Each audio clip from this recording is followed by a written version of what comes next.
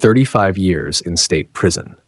That is the exact sentence handed down to 19-year-old Karmelo Anthony after a Collin County jury rejected his self-defense claim for the fatal track meet stabbing of Austin Metcalf. But while the headlines focus entirely on the final verdict, a deeper look at the courtroom records reveals a systemic failure where everyone shared a piece of the blame. From the teenagers' fatal choices and parental absences to failing school protocols and the court's strict application of the law, this tragedy wasn't just a single isolated incident. It was an institutional breakdown that permanently altered multiple families. In this video, we are analyzing the real legal mechanics behind this 35-year outcome, what life in adult prison means for a teenager, and the lessons left in the wake of this stadium tragedy. Watch until the end to see the full, unfiltered breakdown. If you want the real facts behind the headlines, hit subscribe to U.S. Crime Cases right now. We break down the law, no bias included. So let's just sit down and really look at what happened here. I want to take you inside the reality of this case, because when you read the comments online, you see a lot of confusion. People are angry. They feel like the justice system either did too much or didn't do enough. But to understand the severity of this outcome, you first have to look at the human cost and then at the hard legal numbers governing Texas adult sentencing parameters. First, we have to center what was lost. Austin Metcalf was 17 years old. He was a high school athlete at a track meet. When you think about a track meet, you think about a safe community environment. Parents are in the stands, coaches are on the field, and kids are just trying to compete. It is a place for youth, for futures. Austin had a whole life ahead of him, and in a matter of seconds, that future was completely erased. His family sent him to a school event and never got him back. Right. It is incredibly heavy, and we have to respect the gravity of that loss before we even start talking about the law. Two families walked into that courtroom forever broken by what happened under that tent. Now, looking at the defendant, Karmelo Anthony was 17 years old at the time of the incident, but he was tried and convicted as an adult. I see a lot of people asking why a high schooler goes straight to the adult system. Well, under Texas law, prosecutors used what is called concurrent jurisdiction. This allowed them to bypass the juvenile system entirely. Because the weapon used was a knife and the conviction secured was first-degree murder, the state of Texas classifies this as an aggravated offense. Under the law, Anthony must serve a mandatory minimum of 50% of his sentence before he is legally eligible to apply for parole. The math here is absolute. He will serve exactly 17 and a half years behind bars before a parole board will even review his file. Wow. When you really think about that, it changes your perspective. The institution of the Texas prison system does not shield an offender because of their youth at the time of the crime. Anthony enters a maximum security state prison alongside adult offenders. He is 19 years old right now. He will spend the rest of his 20s, his entire 30s, and possibly beyond in total isolation from the outside world. This is the numeric reality of a 35-year sentence. The prime adult years of a 19-year-old's life are legally forfeit. How did we get here? How did a high school sporting event turn into a 35-year prison sentence? This decades-long sentence was the direct result of a 10-second physical escalation under a stadium tent.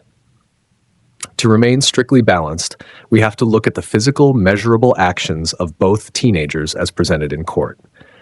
According to witness testimony and the police reports, it was raining. The weather forced kids to huddle under pop-up tents, creating a really tense, crowded bottleneck. Austin Metcalf, who stood 6'1" and weighed 215 pounds, aggressively confronted Anthony, who stood 5'8" and weighed 130 pounds, over a spot under this tent. The state presented evidence, and witnesses testified, that Metcalf and his peers demanded Anthony leave the area up to 15 times. The prosecution painted a picture of a defendant who was asked repeatedly to walk away, to just leave the tent and defuse the situation. The police said Anthony grabbed his bag, reached inside, and warned Metcalf, "Touch me and see what happens." So the state argued that Anthony provoked the ultimate physical encounter by refusing to leave and issuing a threat. But the defense argued something very different. They argued that Metcalf physically initiated the violence. They pointed to the massive size difference between the two boys. Witnesses confirmed that Metcalf delivered a forceful two-handed shove to Anthony, pushing the seated smaller teenager backward into the metal bleachers. It was a territorial display over a bench seat. The defense attorney said Anthony was acting purely in self-defense, reacting out of fear and chaos in a split second after Metcalf unlawfully initiated that physical contact. They argued that you don't have to wait to be beaten up to defend yourself. I understand how both sides look at this. You have a larger athlete initiating physical contact, and you have a smaller teenager who is cornered. But this is where the law becomes incredibly rigid. The hidden legal error that cost Anthony his freedom wasn't a mistake made by the judge. It was the fatal mistake Anthony made in the seconds immediately following that push. Under the law, you cannot meet a non-lethal push with a lethal weapon. The state presented that Anthony chose to carry a hidden 3.5-inch folding pocket blade into a public school track meet. When the physical space opened after the shove, Anthony did not retreat. He didn't run. Instead, he deployed a force multiplier. He drove the blade 2.5 inches into Metcalf's chest. During the trial, the Collin County chief medical examiner testified that the stab wound pierced Metcalf's heart and was entirely non-survivable. Both teenagers allowed impulsive decisions to dictate an interaction that cost one his life and the other his freedom. Metcalf chose to use his size to enforce a physical boundary over a seat, and Anthony chose to bring a lethal weapon to a school event and use it in a fistfight. This brings up a critical legal debate that you see all over the internet right now. Was the 35-year sentence proportional?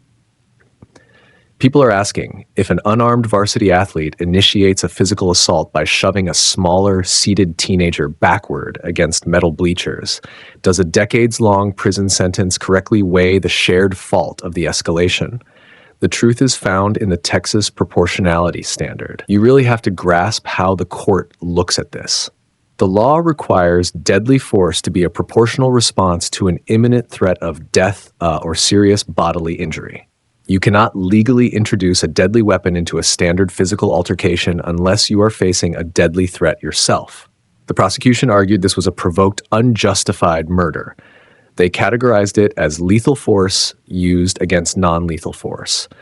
The moment Anthony pulled that knife, the legal protection of self-defense vanished because the threat he faced from the push was non-lethal. The jury was instructed to rule strictly on the written law, entirely separate from the physical mismatch between the two teenagers. When the jury sat in that room, they had to strip away all the emotion. They had to look at the cold, hard facts. Did Austin Metcalf push Karmelo Anthony? Yes. But did a shove warrant a knife to the heart? The law says no. The jury ruled strictly on the law, and they rejected the self-defense claim because the response was not legally proportional to the threat. It is a devastating reality. The victim's family heard the verdict and said justice was served, that accountability was delivered for Austin. And you have to understand their relief, knowing the person who took their son is being held responsible. On the other side, you have a 19-year-old boy whose life is effectively over before it even really started, and an online community that feels the system failed to recognize the nuance of a high school fight gone wrong. But the court doesn't deal in nuance when a life is taken with a weapon. The court deals in statutes, and the statute clearly states that a lethal response to a non-lethal push is murder. That is the tragedy we are unpacking here. 2 families destroyed in 10 seconds over a seat out of the rain. We just talked about those final 10 seconds where everything changed. But while the teenagers made the final physical choices, we have to pull the camera back and look at the bigger picture, right? The environment that allowed this confrontation to happen didn't just appear out of thin air. It was built on a complete breakdown of adult supervision and school district safety protocols at Kuykendall Stadium. When we talk about a multi-school track meet, we are talking about an event that brings thousands of students together. It is a highly competitive, high adrenaline setting. You have kids from different rival schools, all pumped up, all trying to prove themselves. When parents drop their kids off at an event like this, they operate under a basic assumption of safety. They trust the school. They trust the district. Yet, courtroom testimony and police reports revealed that school authorities completely failed to secure the perimeter that day. They did not enforce basic weapon checks at the gates. Wow. Just take a second to process that. You have thousands of teenagers gathered in one place, and no one is checking what they bring in through those turnstiles. There were no metal wands, no bag checks, nothing to ensure the safety of the student body. This systemic failure is exactly what allowed a 17-year-old student to walk right through the front gates and carry a 3.5-inch folding blade into the bleachers, completely undetected. It was a normal sports bag, and because no adult bothered to look inside, a lethal weapon was brought into a space designed for children. The situation compounded drastically when the weather turned. If you know Texas weather, you know it can change in an absolute instant. Severe rainstorms rolled in quickly, causing a sudden and chaotic weather delay. Now, you have an outdoor stadium filled with kids, and suddenly the skies open up. Everyone is scrambling. Event authorities and faculty just completely failed to manage the chaotic bottleneck as hundreds of rival athletes sought shelter all at once. The adults lost control of the crowd flow. Students rushed into whatever dry spaces they could find, and many of them crowded under a handful of small pop-up tents. I see this happening, and I just think about the claustrophobia of it all. You have all these rival students compressed into these tight, wet spaces. It created a highly volatile, completely unsupervised environment. The physical layout of Kuykendall Stadium during this delay left massive sections of the student body entirely unmonitored by any teachers or coaches. Kids were left to fend for themselves while the adults presumably tried to figure out the logistics of the delay. If you haven't subscribed, hit the button now to join U.S. Crime Cases for more objective case analysis. Let's get back to the story. This raises the second critical question that so many people online are debating right now. Did the school and event authorities bear responsibility for what happened? The physical evidence presented at trial points to a definitive lack of oversight. Thousands of rival students were compressed into a tight space without adequate faculty supervision. Because the gates lacked weapon screening, an unarmed push over a bench seat quickly escalated into a fatal stabbing. It is a tragic chain reaction. If the school had maintained standard perimeter security, the knife would never have been inside the stadium in the first place. If they had managed the weather delay properly and assigned faculty to monitor the shelter areas, the bottleneck under that specific tent would not have occurred. The tragedy relied on the adults failing first before the teenagers ever even crossed paths. Beyond the failures at the school level, the trial exposed a broader, much heavier societal issue regarding parental absence and modern teen culture. Neither family was aware of the brewing territorial tensions building among these suburban school groups. The parents were in the dark.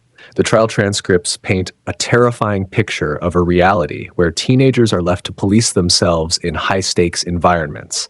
They rely heavily on social posturing rather than parental guidance or faculty intervention. When you read the witness accounts, it is all about pride. Austin Metcalf and his peers demanded Anthony leave the area up to 15 times. It became a public spectacle. It was about who controlled the space, who was the bigger guy, who was going to back down first in front of everyone else, right? It's all about saving face in front of their peers. When kids are left alone in these high-pressure social cookers, they don't have the emotional maturity to de-escalate. They puff their chests out, they posture, and because the adults were absent, there was no one there to break the tension and tell everyone to just walk away and cool off. And here's the most frustrating part of the entire timeline. The confrontation under the tent lasted over 2 minutes before the physical shove ever occurred. 2 whole minutes. Think about how long 120 seconds actually is when 2 people are having a heated verbal altercation in a crowded space. That is a lifetime in a fight. In a properly supervised environment, a 2-minute screaming match among athletes is intercepted by a coach, a referee, or a school official. Someone hears the commotion, steps in, blows a whistle, and separates the kids. Instead, the teenagers were left to resolve a territorial dispute entirely on their own.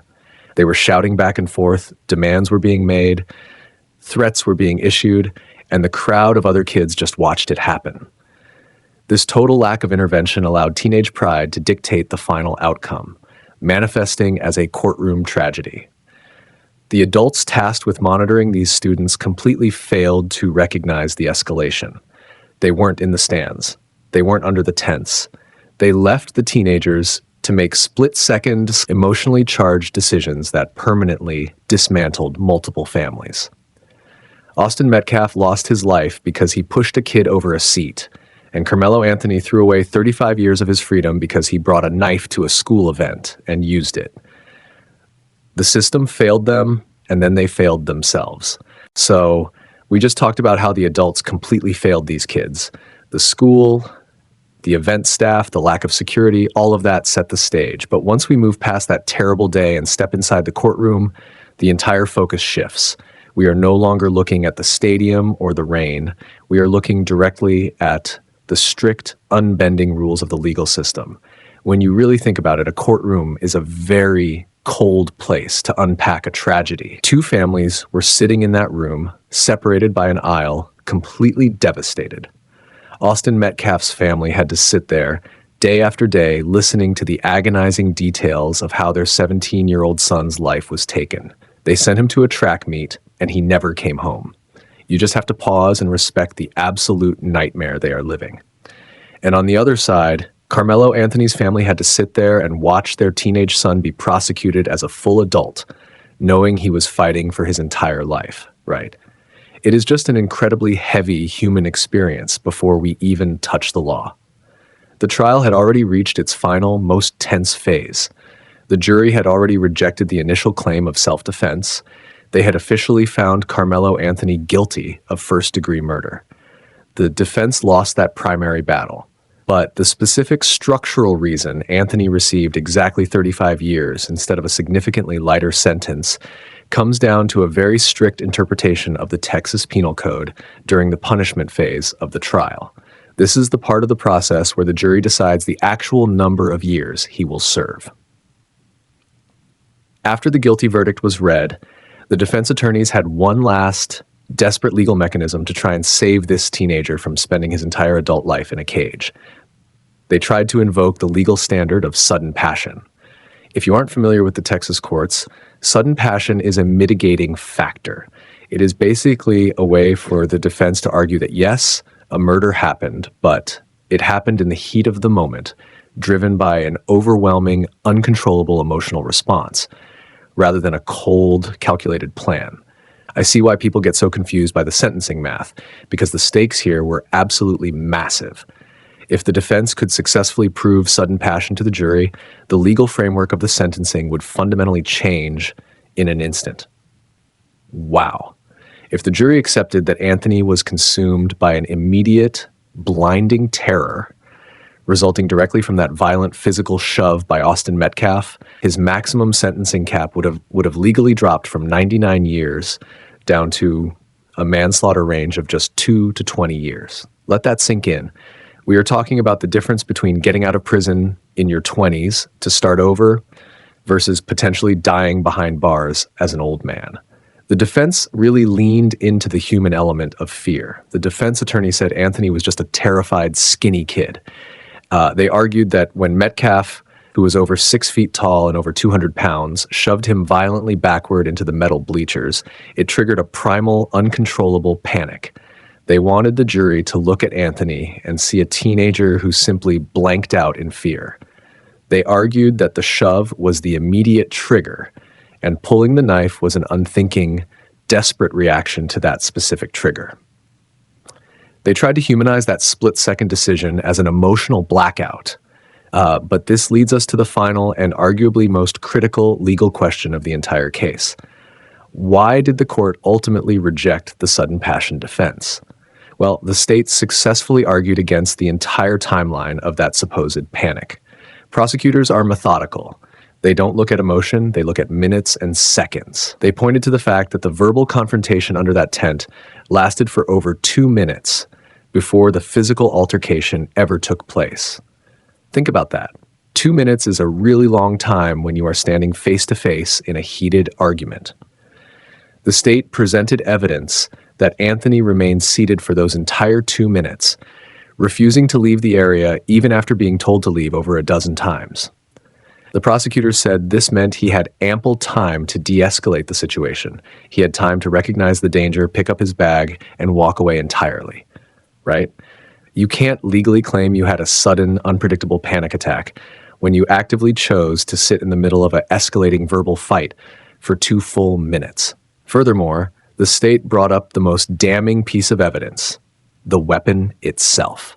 The state argued that because Anthony brought a 3.5-inch folding knife to a public school track meet in advance, his actions simply did not meet the rigorous statutory definition of an unpredictable, sudden emotional blackout. The police said the knife was concealed in his bag. He brought it from home. The prosecution told the jury that you do not accidentally bring a lethal weapon to a sporting event. The preparation completely negated the defense's argument of suddenness. When he reached into that bag and pulled the blade, the state argued it wasn't a sudden passion. It was the deployment of a weapon he already planned to carry. The court applied the law with strict rigidity. The judge's instructions to the jury regarding the penal code were incredibly specific, and they left absolutely no room for emotional interpretation. The law doesn't care if you feel bad for the kids involved. The law only cares if the actions fit the definitions written in the books. Because Anthony stayed in the tent during the 2-minute warning period, and because he possessed the weapon prior to the shove, the jury determined the legal threshold for sudden passion was simply not met. They followed the judge's instructions to the letter. By rejecting this mitigation, the court's strict compliance with the law left the jury with absolutely no choice but to keep the conviction locked in the full first-degree murder category. This rejection immediately expanded his sentencing exposure right back up. The 20-year cap vanished. He was suddenly facing anywhere from 5 to 99 years, or life in prison. And that math is directly how the jury landed on the heavy 35-year penalty. They split the difference, giving him decades away from society. When you look at everything together, the 35-year sentence of Karmelo Anthony is a stark, heartbreaking warning of how rapidly impulsive decisions can permanently dismantle a life. It is a case where the victim initiated the physical contact, yet the defendant paid the ultimate legal price because he introduced a deadly weapon to a teenage fistfight. Austin Metcalf's family will never get to see who their son would have become. The seat at their dinner table will be empty forever. Karmelo Anthony will spend the best years of his life in a concrete cell, isolated from the world because of a choice he made when he was 17. It is just an absolute tragedy all the way around. With the trial officially closed and the decades of prison time securely locked in, who do you believe carries the primary responsibility for this multi-layered institutional failure? Was it the adults who failed to supervise the stadium, the teenagers who let their pride escalate into violence, or the strict laws that allowed no room for teenage nuance? Thank you so much for staying till the end. Please drop your thoughts below, keep it civil, and subscribe to U.S. Crime Cases right now.